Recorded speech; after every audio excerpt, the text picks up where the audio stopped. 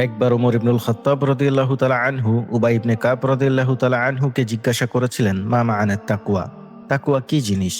উবাই রাদিয়াল্লাহু তাআলা আনহু বলেন, আপনি কি কখনো কোনো কাঁটাযুক্ত পথে চলেছেন? ওমর রাদিয়াল্লাহু তাআলা আনহু বলেন, হ্যাঁ চলেছি। উবাই ইবনে কাব রাদিয়াল্লাহু তাআলা আনহু বলেন, আপনি তখন কিভাবে চলেছিলেন? ওমর রাদিয়াল্লাহু তাআলা আনহু বলেন, আমি কাপড় গুটিয়ে নিয়েছিলাম এবং খুব সতর্কতার সাথে চলেছিলাম। উবাই ইবনে কাব রাদিয়াল্লাহু তাআলা আনহু বলেন, এটাই হলো তাকওয়া। তাকওয়ার অর্থ হলো নিজেকে রক্ষা করা, যাবতীয় গুনাহ থেকে নিজেকে পরিশুদ্ধ রেখে সঠিক দিনের পথে অবিচল থাকার নামই হলো তাকওয়া। সর্বদা আল্লাহ সুবহানাহু ওয়া তাআলা আপনাকে দেখছেন এবং এটা ভেবে আপনি নিজেকে গুনাহ থেকে দূরে রাখার নামই হলো তাকওয়া। নিজেকে গুনাহ থেকে হেফাজত করার নামই হলো তাকওয়া। রাসূল সাল্লাল্লাহু আলাইহি ওয়াসাল্লামকে জিজ্ঞাসা করা হয়েছিল, মান আকরামুন নাসি, মানুষের মধ্যে সবচেয়ে মর্যাদাবান মানুষ কারা? তখন তিনি বলেছিলেন, আতকাহুম, তোমাদের মধ্যে থেকে যারা সবচেয়ে বেশি তাকওয়াবান তারাই হচ্ছে মানুষের মধ্যে থেকে সবচেয়ে মর্যাদাবান। এরপর রাসূল সাল্লাল্লাহু আলাইহি ওয়াসাল্লাম মুআয ইবনে জাবাল রাদিয়াল্লাহু তাআলা আনহুকে যখন ইয়ামান প্রেরণ করছিলেন, তখন তিনি তাকে উপদেশ দিলেন, মুআয, সম্ভবত এই বছরের পর তোমার সাথে আমার আর সাক্ষাৎ হবে না। তুমি আমার মসজিদ ও কবরের পাশ দিয়ে যাবে। মুআয রাদিয়াল্লাহু তাআলা আনহু রাসূল সাল্লাল্লাহু আলাইহি ওয়াসাল্লামের বিচ্ছিন্নতায় চিৎকার করে কাঁদতে লাগলেন এবং মদিনার দিকে ফিরে দেখলেন। তারপর রাসূল সাল্লাল্লাহু আলাইহি ওয়াসাল্লাম বললেন, তাকওয়াশীল ব্যক্তিরাই সবচেয়ে আমার নিকটে, তারা যেই হোক না কেন, যেখানেই হোক না কেন।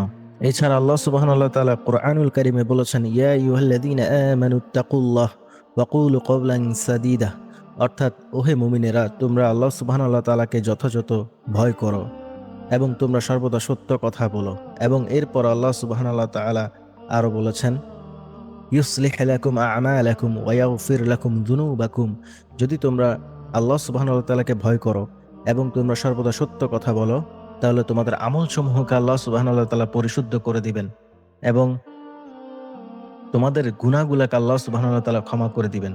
ওয়া মাই ইউতিইল্লাহ ওয়া রাসূলাহু ফাকাদ ফাযা ফাওজান আযীমা, এবং যে আল্লাহ এবং তার রাসূলের আনুগত্য করবে সেই হবে সফল, সেই পাবে বিশাল সফলতা। এছাড়া তাকওয়া সম্পর্কে আলী ইবনে আবু তালিব রাদিয়াল্লাহু তাআলা আনহু বলেছেন, তাকওয়া হলো আল খাউফু মিনাল জালিল, অর্থাৎ আল্লাহ সুবহানাহু ওয়া তাআলার প্রতি ভয় করা, অর্থাৎ আল্লাহকে সবসময় ভয় করা, নিজের অন্তরে আল্লাহর জন্য ভয় রাখা। ওয়ালা আমালু বিত্তানজিল, রাসূল সাল্লাল্লাহু আলাইহি ওয়াসাল্লামের উপর যা নাজিল করা হয়েছে তা দ্বারা আমল করা, অর্থাৎ নিজের আমল, আখলাক, মুআমালাত সব সংশোধন করতে হবে শরিয়া অনুযায়ী, যে শরিয়া আল্লাহ সুবহানাহু ওয়া তাআলা তার রাসূল সাল্লাল্লাহু আলাইহি ওয়াসাল্লামের মাধ্যমে আমাদেরকে দিয়েছেন।